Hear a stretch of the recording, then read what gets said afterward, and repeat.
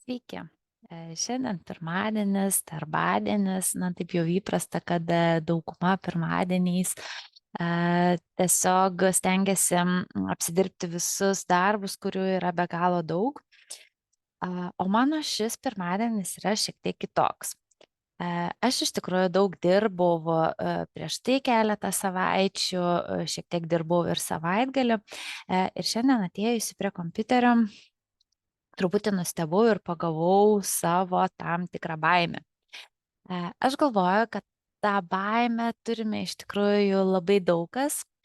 Ir kai mes turime laisvą laiką, na, sakykime, nėra tam tikrų metų darbelių, kažkokių darbų, toks tarsi tylos etapas, ir tada įsijungia mūsų mintis, išlenda visi besislepiantis baubukai ar velniukai iš minčių, tokie kaip tam tikros baimės, tam tikras savęs galbūt nuvertinimas, nes tada pradedi galvoti, jeigu aš dabar neturiu darbo, o tai kaip bus toliau, ar aš čia turiu kažką dabar pulti daryti, ar aš čia turiu bet kokius darbus prisijimti, kad tik būčiau užimta fiziškai, nesvarbu, kad galbūt tie darbai nelabai jie ir bus pelningi, nelabai yra reikšmingi, bet tas jausmas toks, kad tu kažką svarbaus veiki, nu, nes tu esi užimta ir tada atrodo tarsi nuraminamas mūsų protas.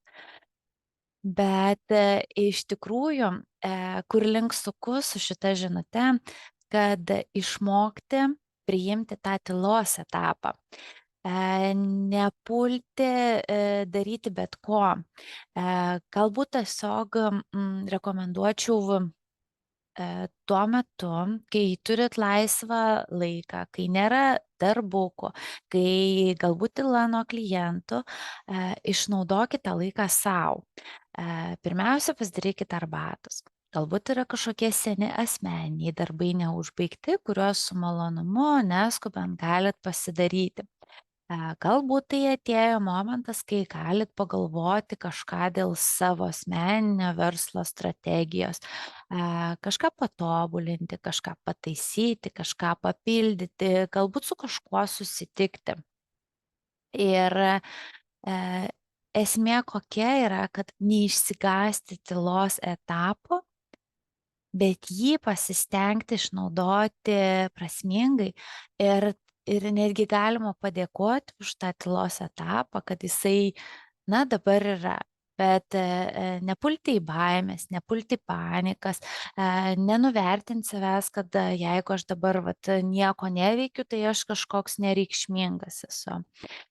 Bet su dėkingumu priimti ir tokį etapą. Ta tema iš tikrųjų, nu, įdomu iš tikrųjų, ar jums tai aktuali, ar jūs pagaunat save, mąstant, kad tas toksai, jeigu daug dirbu, jeigu nuolat užimtas esu, tai tada aš esu reikšmingas, va tada jau kažką prasmingai gyvenu. Kaip ten sako, tas žiurkėno rate, jeigu sukuos, varau, tada vadinasi, viskas yra gerai. Ir viską, žodžiu, esu labai reikalingas visiems ir visos dienos čia eina labai prasmingai. Tai pastebėkit save, pastebėkit, kaip jūs reaguojate į tos momentus, kai labai būnate užsiėmę.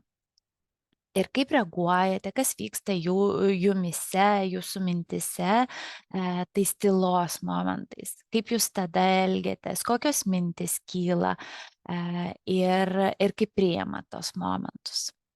Tai tokią šiandien norėjau temą pagvildenti, gal daugiau netgi klausimų jums užduoti ir palinkėsiu gražios savaitės.